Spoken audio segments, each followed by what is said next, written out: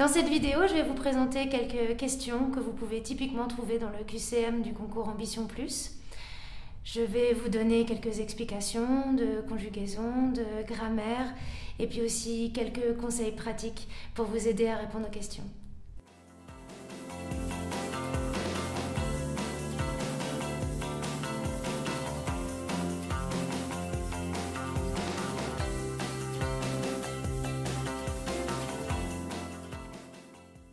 Pour cette première question, il s'agit surtout d'une question de vocabulaire. On va vérifier si vous connaissez bien les significations de chacun de ces mots. Donc ici, pour trouver le premier mot, il s'agit de connaître la définition de vos prépositions. Donc on a as much, autant, although, même si, since, comme, yet, pourtant. Donc la réponse ici, c'est évidemment pourtant, yet. Et donc, pour le choix du deuxième mot, là aussi c'est une question de vocabulaire, faire la distinction entre un nom, un adjectif, un adverbe. Ici par exemple, alone et lonely, ce sont deux adjectifs mais qui ne s'utilisent pas de la même façon. Alone signifie seul et lonely signifie solitaire. Il y a aussi, comme exemple,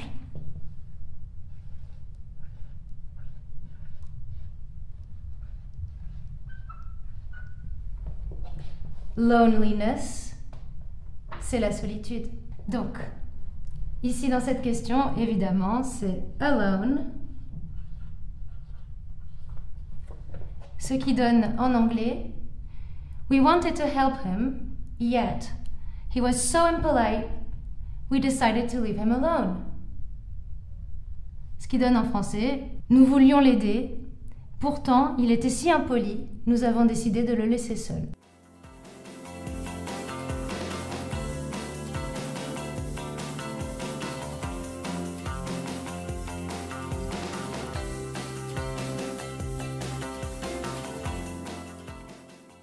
Bon alors, ce genre de question, c'est typiquement le genre de piège qu'on cherche à vous tendre. Ici, ce qu'il faut examiner déjà, c'est le type de mot qu'on cherche. Un nom, un adjectif, un adverbe.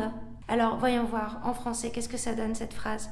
Notre nouvelle prof a décidé de parler avec nous de la situation économique et politique de la Lettonie. Ici, comme nous cherchons clairement des adjectifs, c'est donc la réponse A.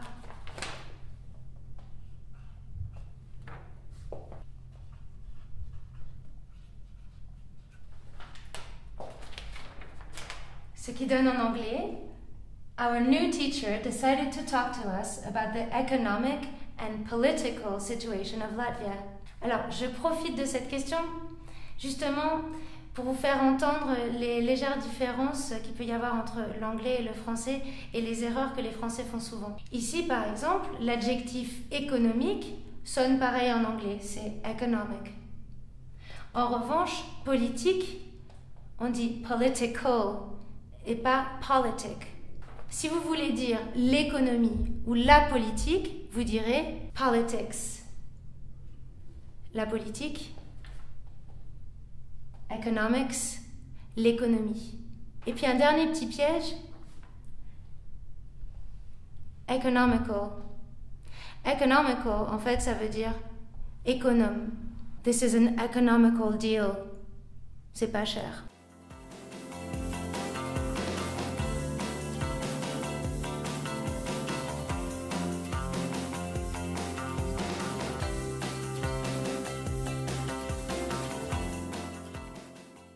Dans cet exercice, en fait, vous êtes confronté à une expression typiquement anglaise qui va signifier avoir hâte de. Donc, vous allez devoir choisir parmi ces 4 propositions l'expression correcte et le mot qui fonctionne avec. Sachez une chose déjà, si vous avez hâte de quelque chose, c'est bien que cette chose-là se passe dans le futur. Donc, en l'occurrence, dans les derniers mots que vous avez, le seul mot qui correspond au futur, c'est bien hâte. La bonne réponse pour cette question, c'est le C.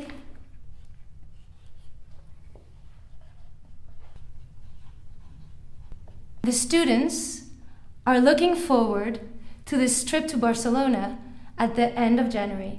En fait, ce que je vais vous expliquer au sujet de cette expression anglaise, are looking forward to, c'est que cette expression sera toujours suivie soit d'un gérondif, donc un verbe en ing, soit de l'objet que vous désirez dans le futur. Donc, là en l'occurrence, il s'agit de l'objet, le voyage, the trip. The students are looking forward to this trip.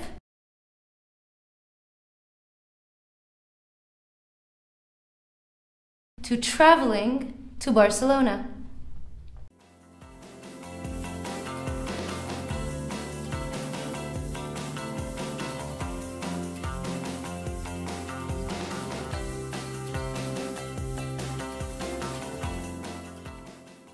Avec cette question, vous êtes confronté à une autre spécificité de la langue anglaise. Là où nous, en France, on dirait un voyage de 2 semaines, en anglais, on peut dire a 2 week. Et ça devient un mot composé. Donc en fait, ici, évidemment, la bonne réponse, c'est la réponse A.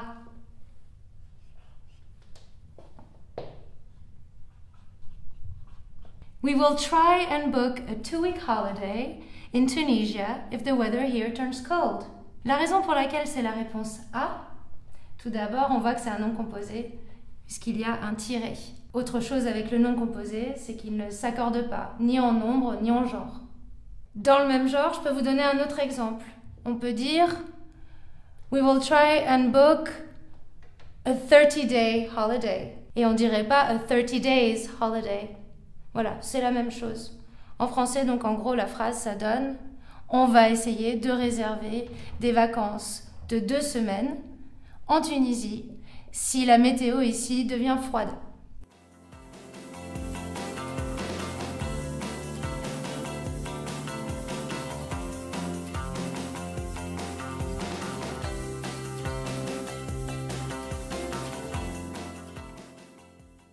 On voit bien qu'il s'agit d'une question au conditionnel, puisque ça commence par if.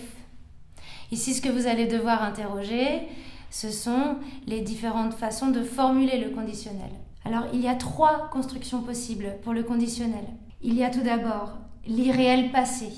On pourrait illustrer ça, par exemple, avec une phrase qui dirait « If I had chosen another man, I would have been very unhappy ».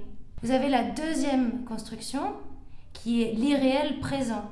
Vous pourrez dire If I chose another man, I would be very unhappy. Et vous avez aussi ce qu'on dirait le vrai conditionnel, où je peux encore faire un choix.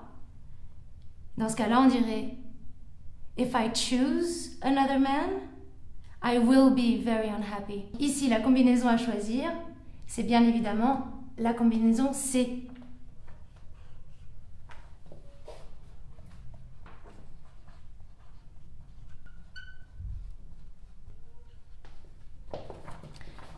Ce qui donne If we had not wasted so much time looking for a parking space, we would have arrived on time.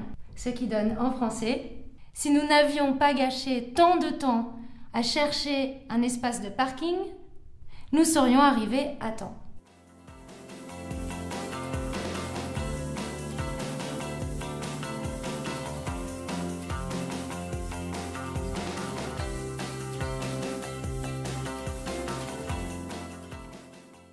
Alors, dans cette question, typiquement, ce n'est pas une question à laquelle on répond grâce à une règle.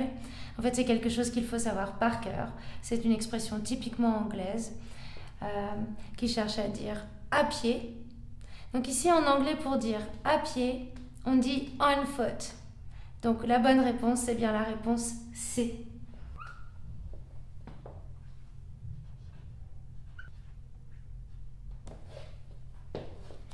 Et comme en français, on foot, c'est un variable.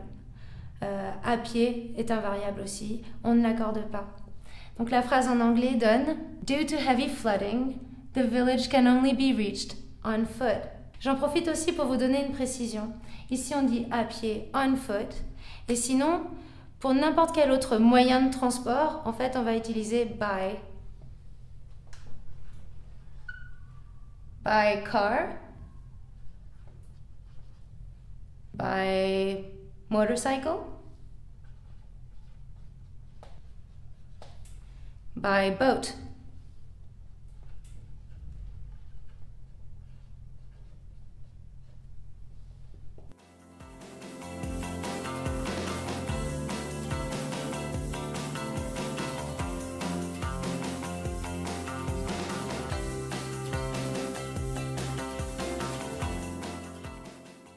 Bien, dans cette question, vous êtes typiquement en face de verbes modaux, du devoir. Ce que je vous propose pour ce genre de questions, c'est d'abord de procéder par élimination.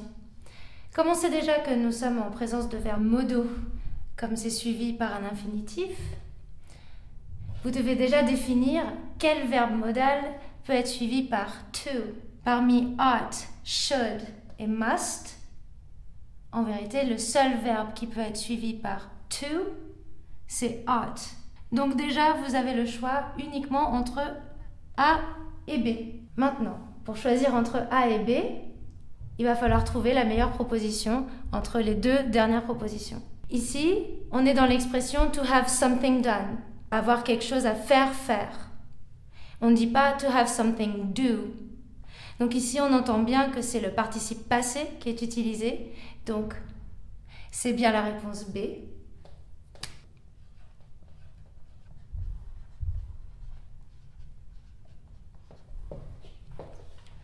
Ce qui donne that color doesn't look very nice.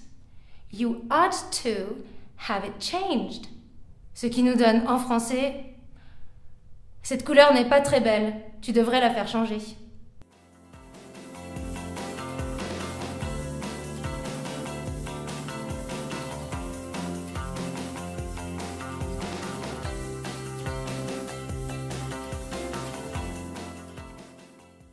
Dans ce genre de questions, ce qui est très important, c'est de bien lire chacune des réponses qui est proposée. Si on lit la proposition, c'est donc David qui pose une question. Are we going to receive a Christmas bonus this year? Est-ce que nous allons recevoir un bonus de Noël cette année? Et on attend la réponse de Tom. On voit que la proposition A, I wish for, appelle la suite d'une phrase. I hope. C'est pareil, on n'a pas la suite de la phrase, on ne peut pas s'arrêter là. I hope for a bonus. I hope that will happen. La réponse c'est I hope to. C'est pareil, on est obligé de continuer la phrase derrière, on ne peut pas s'arrêter là. Donc évidemment, la bonne réponse c'est la réponse D. I hope so.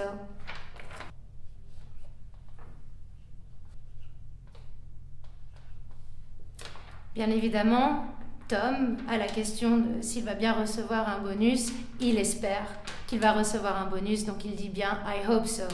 Il ne dit pas I hope not.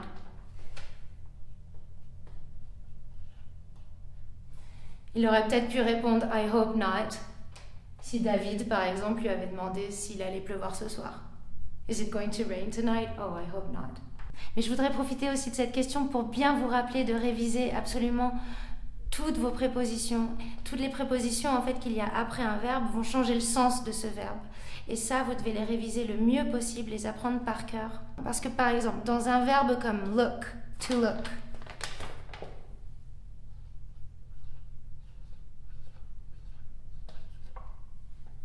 on aurait to look at, c'est regarder quelque chose, quelqu'un, c'est la forme la plus habituelle. Mais on a par exemple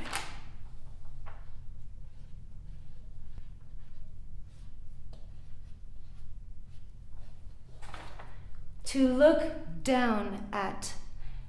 To look down at someone, ça veut dire mépriser quelqu'un. Mais on a aussi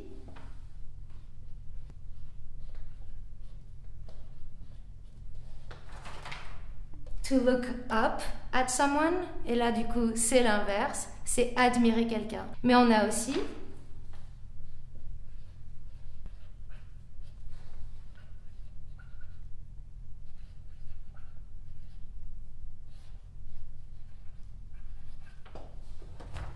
to look for someone or to look for something, ça veut dire chercher quelqu'un ou chercher quelque chose.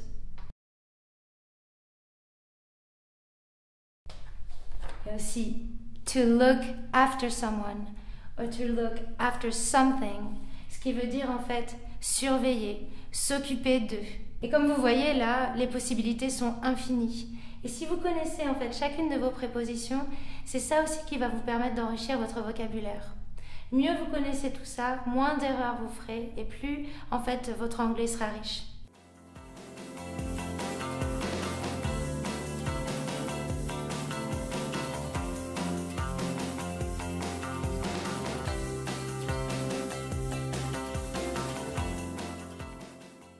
Pour cette question, il y a plusieurs éléments à observer. Commençons par le début de la phrase. It's about time. C'est une expression en anglais comme it's high time.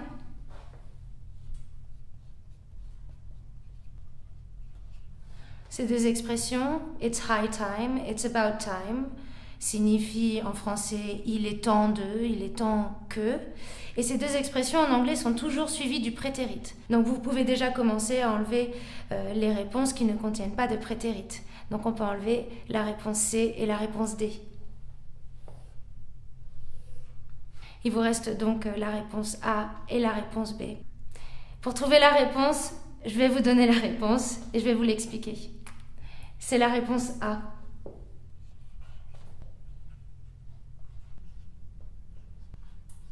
Ce qui donne It's about time he stopped to have a glass of water. He doesn't look at all well. Ici, dans la réponse A, le mot to signifie in order to, dans le but de. Donc, ça appelle l'infinitif. C'est bien pour ça que vous allez choisir stopped to have et non pas stopped having, là où c'est un gérondif.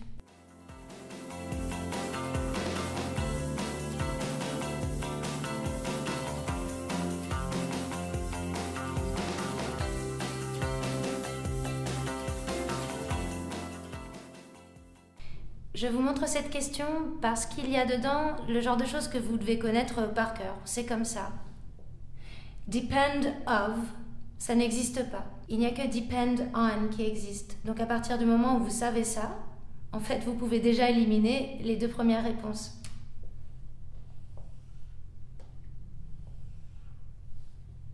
Et pour répondre à la question entièrement, le reste, c'est une question de vocabulaire. Donc je vous montre cette question parce que c'est du vocabulaire que vous pourrez aussi utiliser dans vos essais.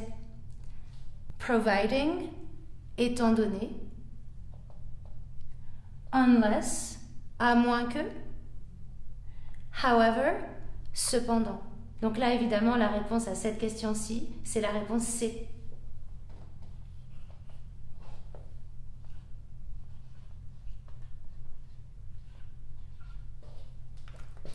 Ce qui donne Unless he receives some extra points, his final results will depend on this.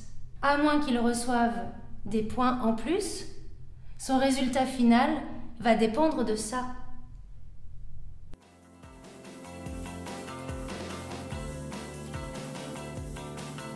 The last thing I want to say is good luck. Good luck for your exams. Work well, work every day, be concentrated, and good luck for your future. Bye.